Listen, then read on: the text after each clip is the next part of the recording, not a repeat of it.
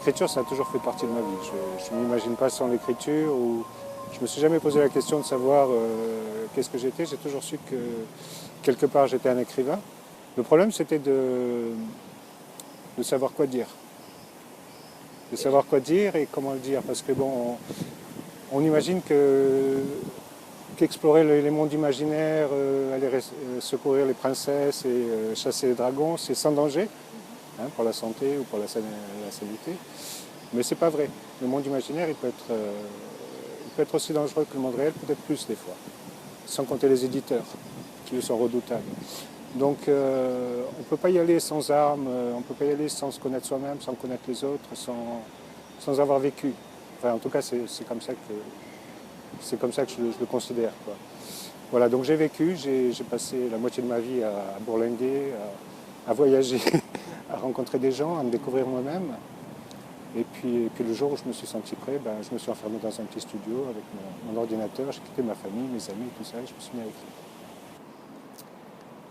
Alors, ce qui s'est passé quand j'ai eu mon manuscrit, bah, écoutez, d'abord, je l'ai fait lire à des gens qui connaissent un peu le milieu et tout ça, qui m'ont encouragé à le présenter à des éditeurs. Ce que j'ai fait, et puis au bout de 5 mois d'attente et de pas de réponse et tout ça, j'ai eu un grand moment de solitude. Et bah, c'est là que j'ai découvert mon best-seller, en fait. Et donc, à partir de là, je me suis dit, bah, pourquoi pas, hein, parce que les éditeurs ne veulent pas de mon roman ou de mon manuscrit, etc. Ça a l'air de les intéresser. Pourquoi est-ce que je ne vais pas l'offrir aux lecteurs? Parce que c'est pour eux que je l'ai écrit, c'était vraiment la raison pour laquelle je l'avais écrit. Et donc grâce à mon best-seller, il y a un truc qui s'est passé, il y a une espèce de miracle qui s'est passé, et tout d'un coup, je me suis plus senti seul.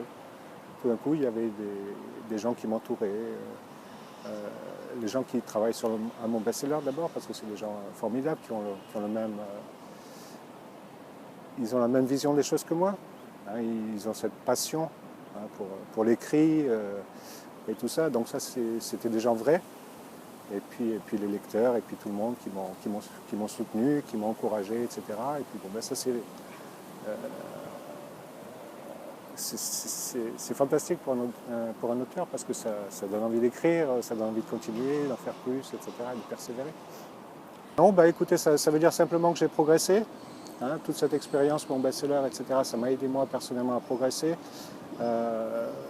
Donc à savoir mieux aborder le sujet, mieux aborder l'édition, je comprends mieux ce qui se passe, comment ça fonctionne, etc. Donc c'est un apprentissage qui a été très très bénéfique pour moi, quoi. Ça m'a beaucoup aidé, ça m'a permis de réaliser plein de choses.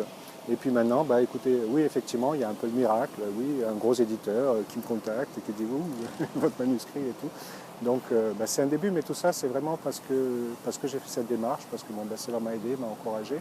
Et puis petit à petit, forcément, si vous accumulez les lecteurs et tout ça, les gens vous lisent, ils parlent de vous, forcément, il va se passer quelque chose. On ne peut pas faire tout ça sans qu'il n'y ait pas quelque chose qui se passe, quoi. Au lieu de rester dans son coin, envoyer des manuscrits, il faut rentrer en contact avec les gens, avec les lecteurs, il faut se lancer, quoi. Il faut se jeter à l'eau.